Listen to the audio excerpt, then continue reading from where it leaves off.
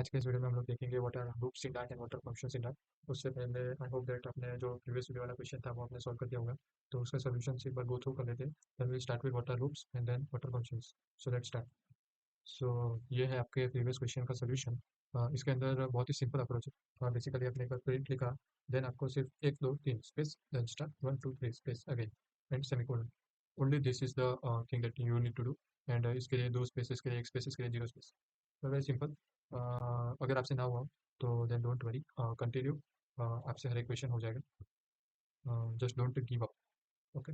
तो will first understand what are loops. तो imagine a scenario कि आपके ऐप के अंदर आपको प्रिंट कराना है। सपोज कि आपके ऐप के अंदर आपको ऐसे पैटर्न प्रिंट कराना है, सपोज। तो ऐसे अगर आपको पैटर्न प्रिंट करानी है, लेट्स से 5 5, तो व्हाट यू विल डू। सो आपने एक बार प्रिंट लिखा, 2 3 4 और 5 अभी तक आपने जितना सीखा उससे आप ये सीखे कि अगर आपको ऐसी पैटर्न 5 बार प्रिंट करानी है तो आप 5 बार प्रिंट स्टेटमेंट लिख देंगे।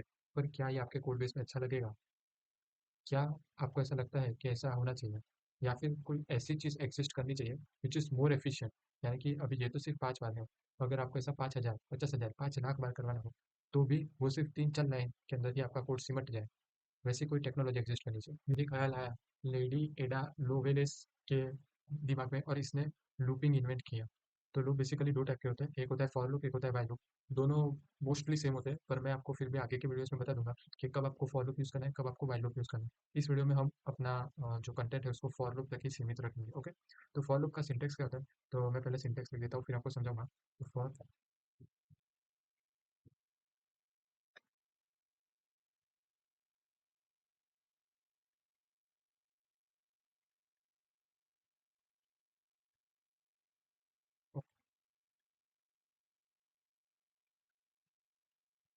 तो फॉर लूप का सिंटेक्स क्या होता है, ये जो है ये इनिशियलाइजेशन स्टेटमेंट होता है, ये जो है ये कंडीशन होता है, और ये जो है ये इंक्रीमेंट होता है। तो अभी बेसिकली फॉर लूप रन कैसे करता है, तो आपने एक वेरिएबल लिया आई। अभी इट इज़ नॉट नेसेसरी कि ये आपका वेरिएबल आई ही हो, जिसको आप पार्थ नाम दे सकते हैं, अपना नाम दे सकते हैं, अपने घर का नाम दे सकते हैं, कोई भी नाम दे सकते हैं। तो हमने एक वेरिएबल इनिशियलाइज किया, इनिशियलाइज मतलब उसको बनाया वेरिएबल को, आई को, और उसके अंदर पहले वैल्यू डाली आई को टू जीरो। फिर हमने कंडीशन रखी, मतलब कि ये लूप जो है ये इनफाइनाइट तक ना चलता रहे। मतलब हम ऐसा नहीं चाहते कि ये लूप इनफाइनाइट तक चलता रहे, हम ऐसा चाहते हैं कि ये लूप जो है ये एक अपने, जब तक हमारा टास्क अचीव नहीं हो जाता तब तक ये लूप चलता रहे। तो इसके लिए हमने एक कंडीशन रखी कि भाई ये हमको जो है ये लेडी एडा लोवलेस का नाम जो है 5 टाइम्स ही प्रिंट कराना है। तो हमने ये कंडीशन रखी कि भाई जब तक आई की वैल्यू 5 से कम या इक्वल टू 5 है तब तक आप ये लूप को चलाना है। और फिर ये इंक्रीमेंट रखा, मतलब कि आपने आई की वैल्यू को तो जीरो से इनिशियलाइज किया, तो भी आपके आई की वैल्यू 5 तक पहुंची है या नहीं ये कैसे पता चलेगा। तो इसके लिए हमने एक इंक्रीमेंट रखा, मतलब कि एवरी टाइम हम ये प्रिंट करेंगे उसके बाद हम आई की वैल्यू इंक्रीमेंट कर देंगे, मतलब आई की वैल्यू +1 कर देंगे। ओके। तो हम इसको रन करते हैं तो आपके सामने जो आउटपुट था वही आएगा, कुछ अलग आएगा। हाँ, अगर आप ये लूप का फायदा ये है कि अभी 5 टाइम्स तक अगर आपको प्रिंट कराना तो हम समझ सकते हैं कि भाई आपने डायरेक्ट प्रिंट लिख के समझा करा दिया। तो ये अगर आपको 500 टाइम्स प्रिंट कराना है तो क्या आप प्रिंट लिख के करवा सकते हो? हाँ, करवा तो सकते हो। तो क्या वो सेंस बनाता है? तो यही, मतलब इतना जो कोड आप प्रिंट लिख के करवाते थे ये 3 लाइन में सिमट गया। तो यही होता है लूप का फायदा। ओके। तो ये है फॉर लूप का सिंटेक्स, ये इनिशियलाइजेशन स्टेटमेंट, ये है कंडीशन, और ये है इंक्रीमेंट। और इधर आप चाहे तो ये भी करवा सकते हैं, इधर आप चाहे तो जो पैटर्न है कोई भी, जैसे स्टार स्टार स्टार स्टार, जैसे पैटर्न भी प्रिंट करवा सकते हैं। हम अभी फाइनल नहीं रखेंगे, let's say keep it for five. अगर आप चाहे तो भी प्रिंट करवा सकते हैं आई की वैल्यू, मतलब पहली इटरेशन, इटरेशन मतलब क्या, कि लूप के अंदर पहली बार आया तो उसको बोलेंगे हम पहली इटरेशन। तो मतलब लूप कैसे काम करता है वो मैं आपको बता देता हूँ। तो सबसे पहले आई इक्वल टू जीरो थी, आई इक्वल टू जीरो के लिए वो लूप के अंदर आया। उसने देखा कि भाई लूप के अंदर है प्रिंट आई, मतलब कि जीरो। आई की वैल्यू जीरो थी तो प्रिंट आई मतलब प्रिंट जीरो। उसने जीरो को प्रिंट कर दिया। फिर आई की वैल्यू इंक्रीमेंट हुई, आई इंक्रीमेंट करने का स्टेटमेंट हमने इधर लिखा है, वो इधर नहीं लिखा है। ओके।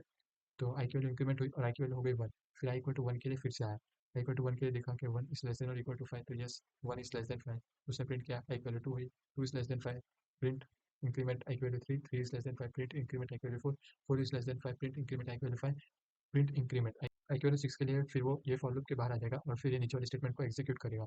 ओके। तो this was all about for loops. तो अभी हम जानेंगे फंक्शंस के बारे में। तो फंक्शंस के बारे में सीखने से पहले मैं आपको उसका क्यों यूज़ होता है फंक्शन वो बता देता हूँ। तो फॉर एग्जांपल, अगर आपके पास है int equal to 4 + 5 divided by 2, मतलब कि आपका टास्क है एवरेज निकालना, बस 10 divided by, sorry, 10 divided by 2। Okay. ये एरर क्यों आ रही है वो मैं आपको बता देता हूँ। तो basically 4 plus 5 is 9 and 9 divided by 2 is 4.5, but 4.5 जो है वो इंटीजर वैल्यू नहीं है, it is a floating type और अ डबल वैल्यू। तो इसके लिए आपको इसका जो डेटा टाइप है उसको इंट से बदल के डबल रखना पड़ेगा, then the error will be gone. ये सबके लिए करना पड़ेगा उसका।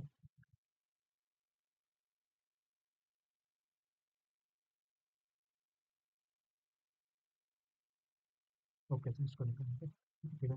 और इसके अंदर मैंने 19 कर दिया, इसके अंदर 21 26 कर दिया, और फिर ना क्या बैठे। ओके, सो हाँ, हमने फिर इनका नाम भी चेंज करना पड़ेगा। Basically you can't declare the variables with same name, तो हमने सबका नाम भी चेंज किया। तो ये जो मैंने आपका केस बताया, ये आपने ही देखा कि भाई कितना हेक्टिक होता है। हर एक बार आपको लिखना पड़ता है कि भाई 4 + 5 डिवाइड बाई 2, 9 + 10 डिवाइडेड बाई 2। अभी आप सोचो कि अगर आपके पास एक मशीन होता जो डायरेक्टली आपको 4 + 5 डिवाइडेड बाई 2 करके दे दे, आपको सिर्फ उसको बताना है कि भाई 4 और 5, वो डायरेक्टली आपको एवरेज करके दे दे, then इट वुड बी, मतलब हाउ मच लाइफ कितना आसान होता। जैसे पंखा है, तो पहले के ज़माने में ऐसा पंखा होता था जो आपको हाथ से हिलाना पड़ता था, उसकी जगह फिर मशीन वाला पंखा है, तो लाइफ कितनी इंप्रूव हुई। तो वैसा ही एक मशीन होता है फंक्शन, जो आपकी लाइफ को इम्प्रूव करता है। तो फंक्शन का हम पहले मैं सिंटेक्स बता देता हूँ, then we will go about what is, then we understand the syntax. So double average function का नाम average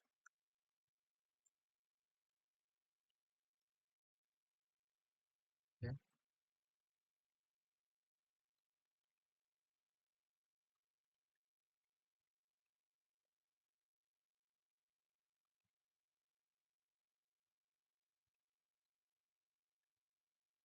so this was about function, मतलब हमने फंक्शन को लिख दिया है, और इसमें मैंने ये भी लिख दिया है कि फंक्शन को आप यूज़ कैसे कर सकते हो। अभी हम देखते हैं कि आउटपुट सबसे पहले, मतलब अगर आपका मशीन सही तरीके से आउटपुट ही नहीं देता तो फिर क्या फ़ायदा। तो पहले हम देख लेते हैं दोनों का आउटपुट सेम आता है कि नहीं। आना ही चाहिए ऐसे तो। 4.5 4.5 यस। तो अभी हम देखते हैं कि फंक्शन को डिक्लेयर कैसे करते हैं। डबल, डबल क्या है कि फंक्शन का रिटर्न टाइप, जैसे मैंने आपको बताया था, मेन फंक्शन का रिटर्न टाइप है वॉइड, मतलब कुछ नहीं। वैसे ये जो फंक्शन है ये डबल रिटर्न करता है, डबल वैल्यू। डबल वैल्यू क्या होती है basically, all integer value plus point वाली वैल्यूज, मतलब दशमलव, मतलब 4.1 1.2 ऐसी वैल्यू। ओके, ये जो है ये फंक्शन का नाम है जो कि हमने रखा है एवरेज, ए वी जी। आप इसको अपने नाम पे भी रख सकते हो, मेरे नाम पे भी रख सकते हो, किसी के भी नाम पे रख सकते हो, but try to use variable names as well as function names that are related to the task that they are doing। जैसे ये फंक्शन एवरेज परफॉर्म करता है, तो मैंने इसका नाम रख दिया एवरेज। अगर ये वेरिएबल के अंदर एवरेज वैल्यू स्टोर होती है, तो मैं इस वेरिएबल का नाम रखूंगा एवरेज वैल्यू अंडरस्कोर 1। तो इससे क्या होता है कि अगर कोई दूसरा इंसान आपके कोड को यूज़ करता है या फिर देखता है, तो उसको समझने में बहुत आसानी होती है। उसको ये लॉजिक पूरा चेक नहीं करना पड़ता, वो सिर्फ नाम से ही पता लगा सकता है कि अच्छा ये फंक्शन एवरेज यूज़ करता है। Okay, so this is a good practice that you should employ. Okay, तो आगे बढ़ते हैं। इंट ए इंट बी, ये क्या है। अभी आपने एक फंक्शन तो लिख दिया एवरेज, तो इसको पता कैसे चलेगा कि किस नंबर का एवरेज करना है। तो वो इससे पता चलेगा, इंट ए और int B are parameters of the function. A और बी जो है ये फंक्शन के पैरामीटर्स, मतलब फंक्शन, ये जो फंक्शन है उसके अंदर जिस वैल्यू पे ऑपरेशंस परफॉर्म हो गए वो है ए और बी। फिर आप ये जो 4 और 5 है, ये ए और बी की वैल्यू है जो आपने फंक्शन को पास की। तो मेरे लिए ए की वैल्यू 4 है और बी की वैल्यू 5 है। आपके लिए ए की वैल्यू और बी की वैल्यू अलग अलग हो सकते हैं। फॉर एग्जाम्पल इक्वल टू करता एवरेज ऑफ 9 10, ये भी हो सकता है। प्रिंट कुछ भी दे सकते हो, पर बेसिकली फंक्शन के अंदर आपको रिफर करना है, then you need to use it by A and B. Okay, फिर मैंने एक वेरिएबल डिक्लेयर किया एवरेज। एवरेज के अंदर मैंने बेसिक सिंपल मैथ्स ही परफॉर्म किया कि भाई जो भी वैल्यूज मेरे को पास हुई है, दैट इज 4 and 5, इस केस में ए एंड बी उन दोनों का एवरेज निकालो। ओके, और रिटर्न, रिटर्न एवरेज ये क्या करता है, बेसिकली जो भी आपने एवरेज कैलकुलेट किया उसको रिटर्न कर देगा। मतलब कि सपोज 4 और 5 का एवरेज होता है 9.5, और सॉरी 4.5, 4.5, तो ये जो है ये फंक्शन रिटर्न कर देगा 4.5। मतलब ए जो है ए डब्बे के अंदर वैल्यू हो जाएगी 4.5, सॉरी ए क्या एच डब्बे के अंदर वैल्यू हो जाएगी 4.5। तभी तो आपने जब प्रिंट एच किया तब आपके वेरिएबल एच के अंदर वैल्यू आ गई 4.5, वरना आपने एच के अंदर 4.5 वैल्यू कहाँ डिक्लेयर किया है। अगर ये फंक्शन कुछ भी रिटर्न नहीं करता, सपोजिंगली अगर ये फंक्शन कुछ भी रिटर्न नहीं करता, या फिर सपोज ऐसा नहीं, अगर ये फंक्शन सिर्फ ऐसे 2 रिटर्न करता, तो आपके एच के अंदर वैल्यू सिर्फ 2 ही आती। देखा, इसका मतलब कि ये जो रिटर्न करेगा वो आपके वेरिएबल एच के अंदर वैल्यू आ जाएंगी। Okay, so I hope that you are clear with the concept of functions. Okay, अगर आपको कुछ भी डाउट हो then you can just post it in the comment section, we try to reply as soon as possible. और एक बात बता देता हूँ कि अगर आपका जो फंक्शन है वो इंटीजर रिटर्न करता है, तो उसका सिंटेक्स ऐसा होगा इंट, और ये वैल्यू भी होनी चाहिए इंट। ओके। अब ए प्लस बी बाई टू ये जो है कंफ्लिक्टिंग ऑपरेशन है, तो मतलब ए प्लस बी बाई टू की वैल्यू इंट भी हो सकती है, डबल भी हो सकती है। तो उसके लिए एक एरर आती है, वे आप इस वेरिएबल को डबल डिक्लेयर करो because double is int plus point values. Okay. तो ये हमने कर लिया। सो this is part signing off. Thank you very much.